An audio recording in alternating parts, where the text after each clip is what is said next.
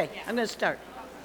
Where is, Good evening. I'd like to call the meeting to order, the October 18th Board of Trustees regular session meeting to order. We will have the Pledge of Allegiance, and I will ask Trustee Alejandro Lomeli to give the Pledge of Allegiance. All right. Everyone can please stand. Right hand over your heart. Ready? Pledge allegiance to the flag of the United States of America and to the republic for which it stands, one nation under God, indivisible, with liberty and justice for all. Thank you. Madam Secretary, could we have a roll call vote, please?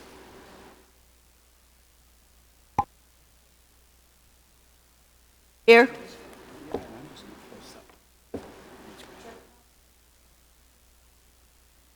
No, you're off. Virginia Baxter, Here. Jeff Kellogg, Here. Vivian Malauulu will be late, Doug Otto will be late, and Sunny Zia. here. Before we begin the meeting, I would like to have a moment of silence for Fred Helberg, who passed away this month.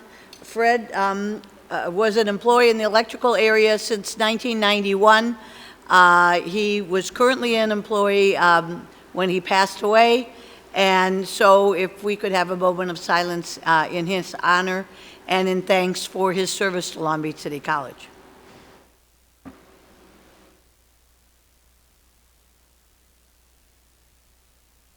Thank you. Okay, the approval of minutes of the September 27th regular Board of Trustees meeting. So moved. Okay, Second. Moved by Trustee Kellogg, seconded by Trustee Zia. We have a vote, please?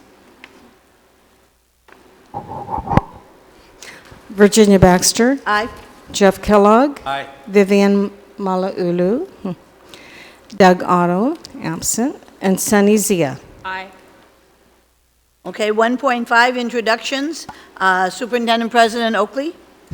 Yes, thank you, Board President Baxter. We have a few introductions. First, I want to again recognize our journalism students who are led by their advisor, Pat McKean, who's brought them here again today to observe a meeting of the board. So I just want to give Pat an opportunity to quickly come up and introduce the students.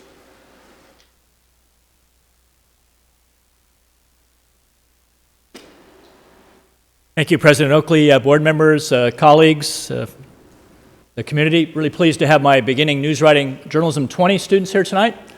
Each of them is tasked as a group to cover one part of the meeting. And when it's concluded tonight, they'll be interviewing a lot of you and the other administrators and people on the agenda tonight for an assignment that's due in a few weeks. Appreciate your time for them. Also at about 6 p.m., my colleague, Professor Walter Hammerwold, will be bringing in his photojournalism students. So many of you will have your photo taken many times tonight during the meeting as they learn how to respectfully cover government with a meeting tonight of the board. Also, it's my first meeting since the election in April, so I'm really glad to see my journalism colleague Vivian Malauulu on the board. And congratulations to Trustee Otto, also reelected. Also, it's probably my last time addressing the board while President Oakley is in office here. I wanted to thank him publicly for all his support for the last 15 years for the journalism program. Thank you again, President Oakley, for keeping the First Amendment alive with our students here at Long Beach City College. Thank you again. And one final note, we usually have an award-winning group of students, but the conference is on October 29th, and as much as I'd like to know the winners already, I don't. So I'll be sending you a memo to the administrators and the board about our winners from the conference on October 29th. Thank you again. Thank you, Pat, and thank you for all you do for our students. We have another group of students to introduce, and they are some really sharp-looking students seated up front. Our president's ambassadors wanted a chance to introduce them to the board, and they are led by Miles Nevin, and they're a great group of students. So I'm going to ask Miles to come on up and introduce them, and a special recognition to the two sitting right up front. Recently, our President Ambassadors, the Lopez brothers, submitted a video to Heads Up America on College Promise, and their video was recognized. Oh, wow. So congratulations. Thanks for putting together the video about the Long Beach College Promise. Miles? Thank you, President Oakley, and good evening, members of the board and colleagues. I just wanted to briefly tonight introduce some of our President's ambassadors. Many of them have class, so this isn't our full group, but we do have 7 of our esteemed ambassadors here tonight, and they really are a great group of students. As a reminder, this is a program that has been in place for some time at the college, and it's a program that provides leadership development opportunities to about 15 students per year and allows these students to represent the college on an official capacity and represent the president at a variety of events and activities on the campus. So it's a great program, and I'm really privileged to be involved with it as well. And with that, I will ask them to come up and introduce themselves and also include your major. And then at the end, we're going to take a quick photo. So thanks again.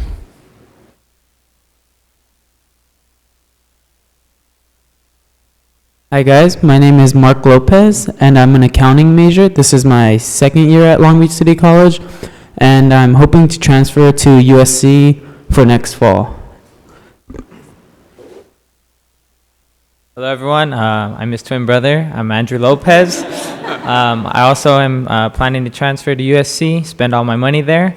I'm also wanting to do accounting. I'm debating between business or accounting, so I'll figure that out at USC. Hello, I'm also their brother. No, I'm just kidding. My name is Dalziel Arambula. I've been with Long Beach for a couple years now, and I'm a communications and philosophies double major.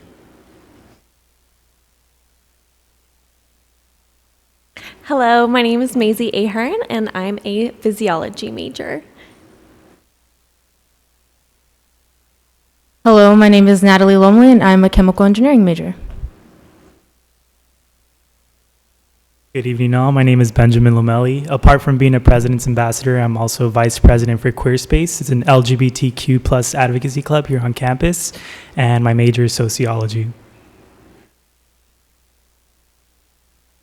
Hello, my name is Andrew McVeigh, Marine Corps veteran, major in economics. I've been at LBCC for a year now. I'll be transferring to UCLA the fall next semester. Thank you. Good, we have one UCLA. I'm going to ask you all to just stand behind our trustees and president and VPs. We're trying to be as least disruptive as possible, so we'll just stand behind you real quick and take a photo. While you're lining us up, Stacy, you're already ready. When have we Seated or? were you, one of you saying theology major? Sociology, okay.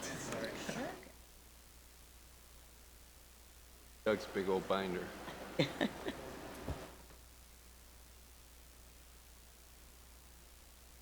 Let me switch this name.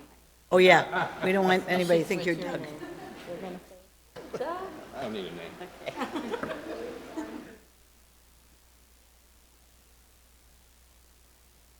Thank you. Thank you. Thank you for what you do for us. Okay, reordering of the agenda, only for requesting to move agenda items to a different time on the agenda. Okay, hearing none, we'll proceed. ASB President's Report. Eric.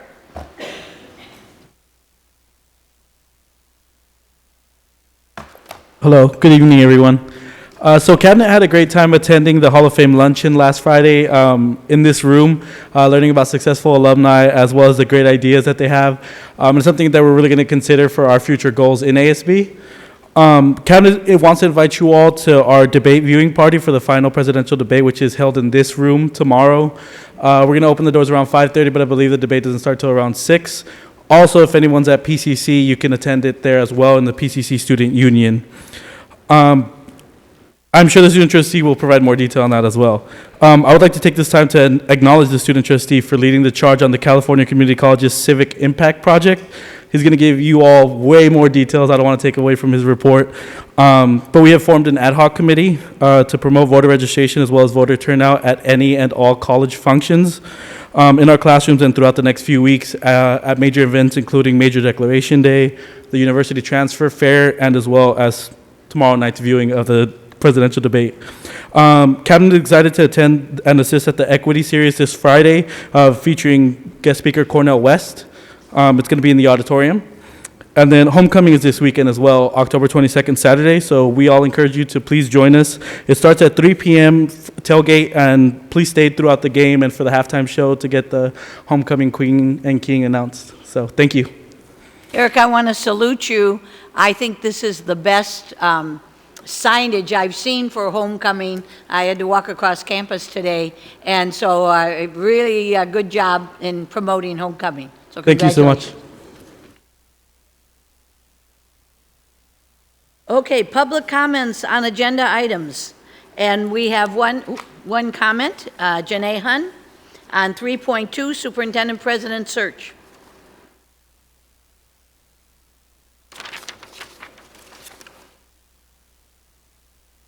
Good evening, Board, President Oakley, faculty, administrators, staff, and students and community members.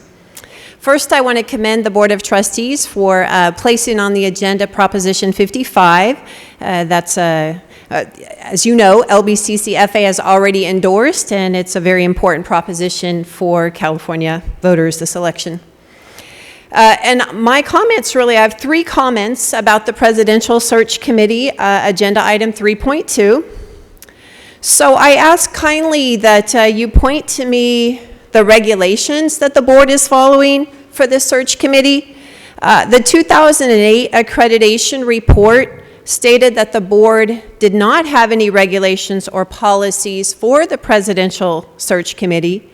I can only find the Administrative Policy 3003, which differs significantly from the proposed 22-member search committee. And I also found Board Policy 2020, which does not provide any details of the process for the Presidential Search Committee. So my second point is the 3003 policy and regulations state that 4 full-time faculty will be on the administrative hiring committees, which consist of 15 members. The proposed Presidential Search Committee has 22 members with only 3 full-time faculty. This does not seem to be the fair process that is stated in Board Policy 2020.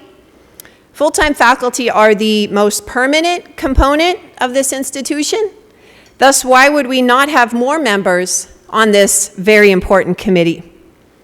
And third point is, I want to echo the comments from 2006 during the last hiring of Superintendent President.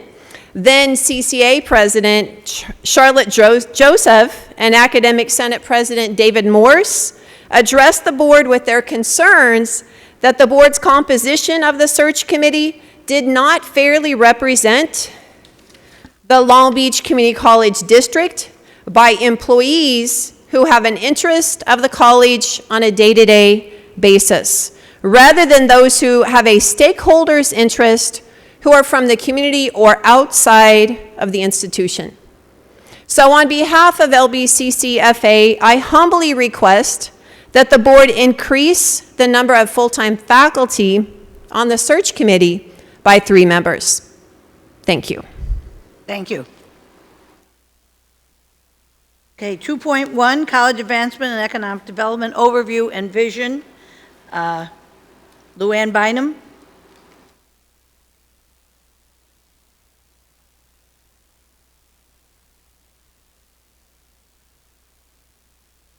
As Luann comes up, just for the board, the Long Beach Community College District Economic and Workforce Development Program has been really one of the stellar programs, not just in California, but in the nation, attracting partnerships with Goldman Sachs, the Kauffman Foundation, many other employers, and most recently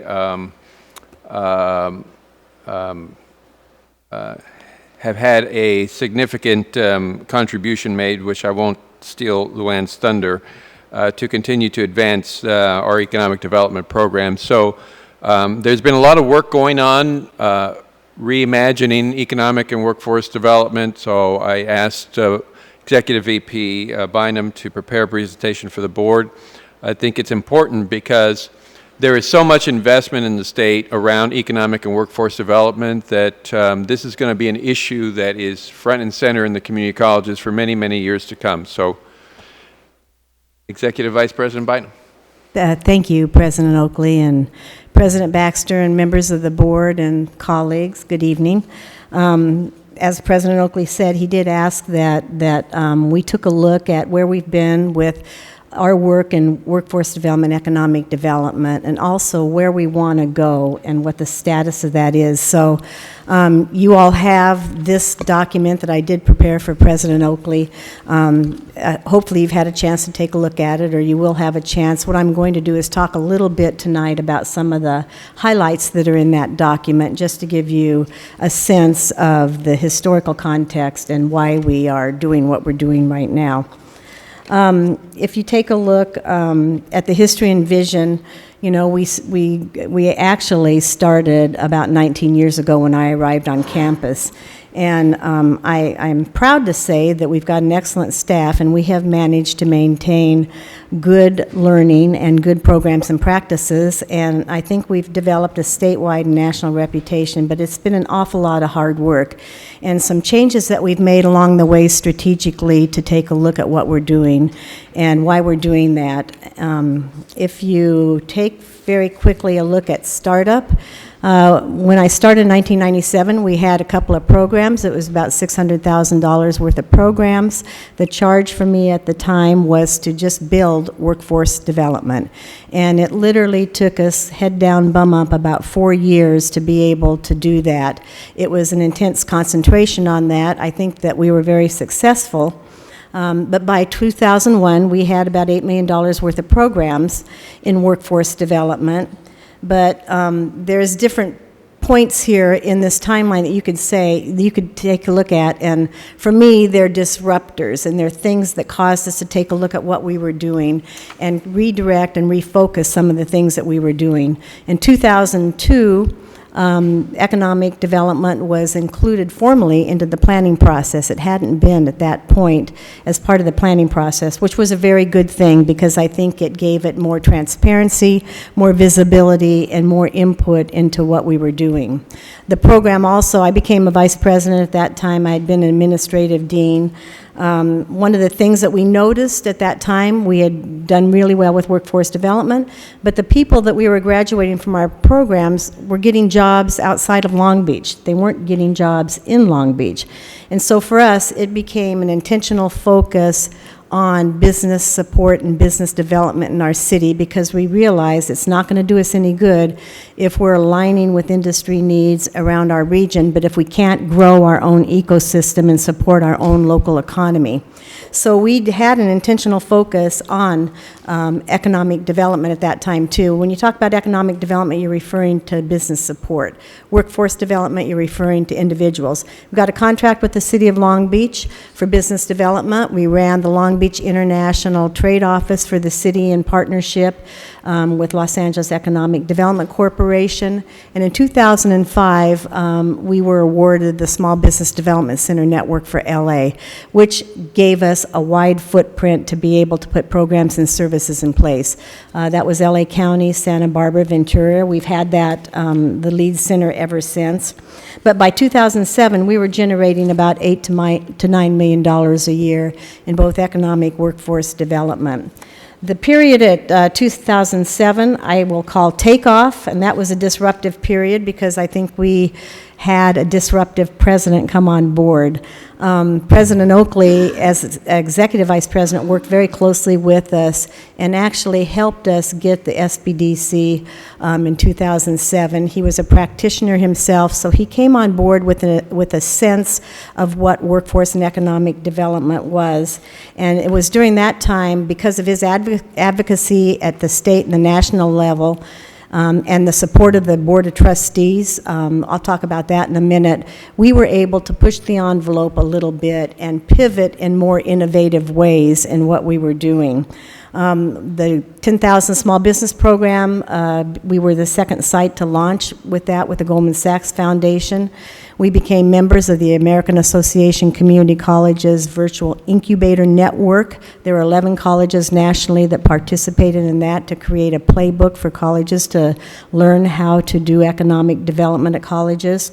We also partnered with Kauffman. Kauffman selected Long Beach City College as one of 2 other colleges in the nation to be able to create an innovation fund in entrepreneurship to support businesses. And as part of a slingshot group that Kauffman put together, they also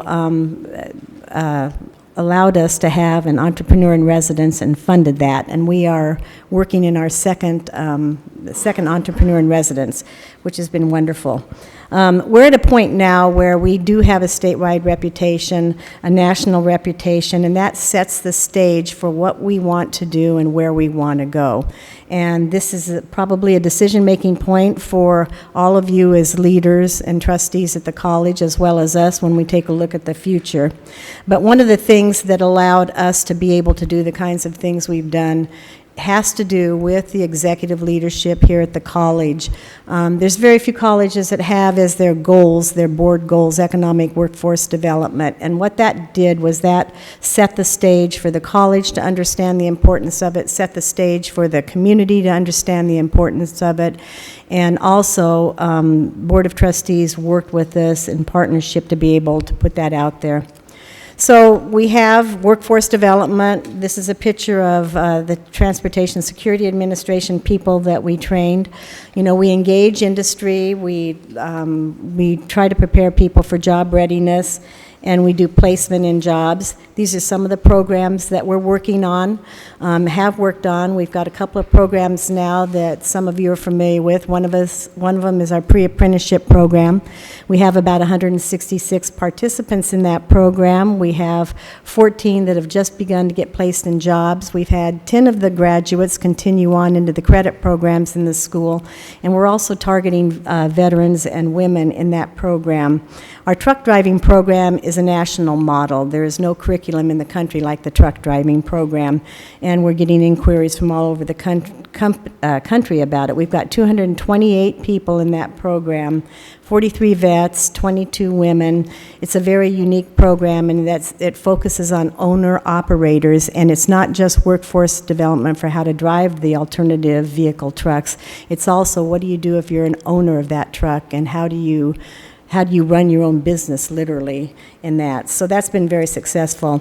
We've connected to the college many times in the past and looked for opportunities to do that.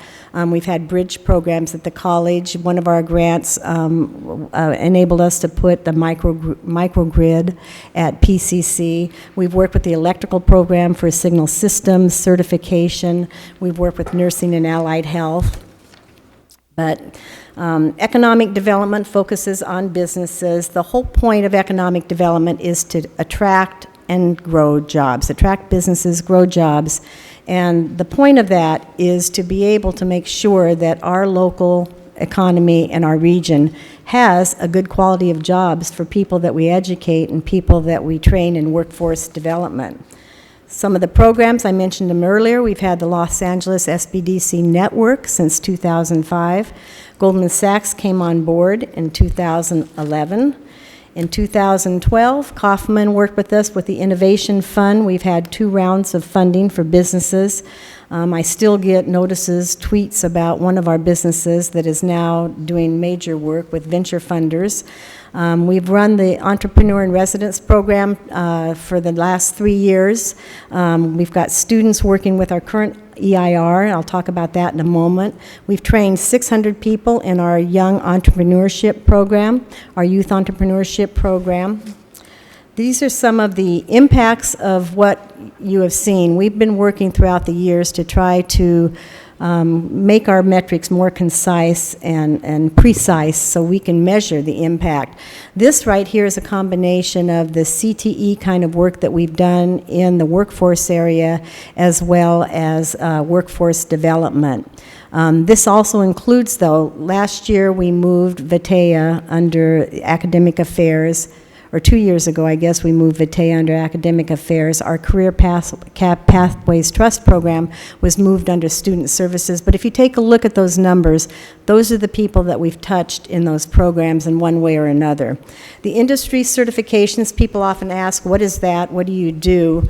And they're really tied to specifically some of the programs. With the pre-apprenticeship programs, we're working with the MC3 curriculum, which belongs to the Building Trades Council. We're the only school that's allowed to use that curriculum in the training program.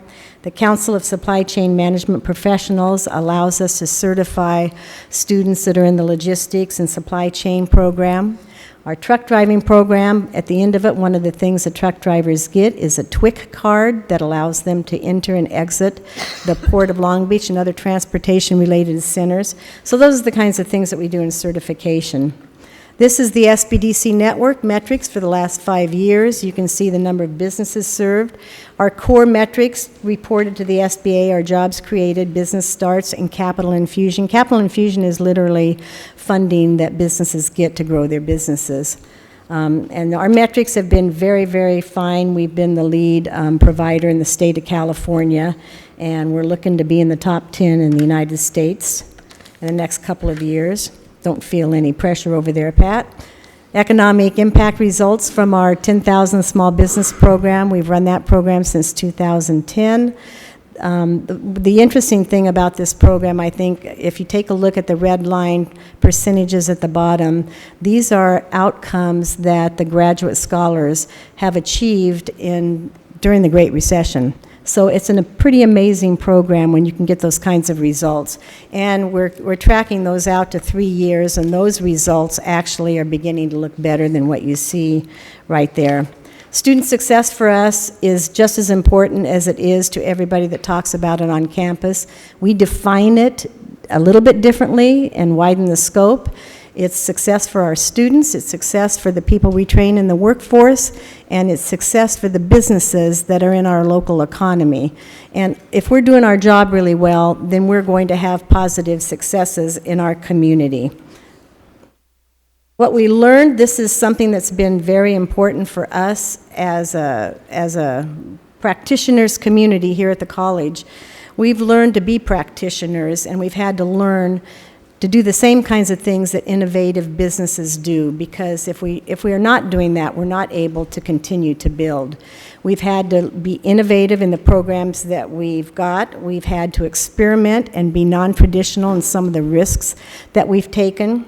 But for us, we function similar to a startup, and that's why you saw those different levels, because we started up with literally nothing and had to expand and widen our scope and had to look at what we were doing. We had no workforce development, so we had to build it. We had graduates that got out of programs in our workforce training but couldn't get jobs, so we turned our attention to supporting businesses as well so they could supply jobs.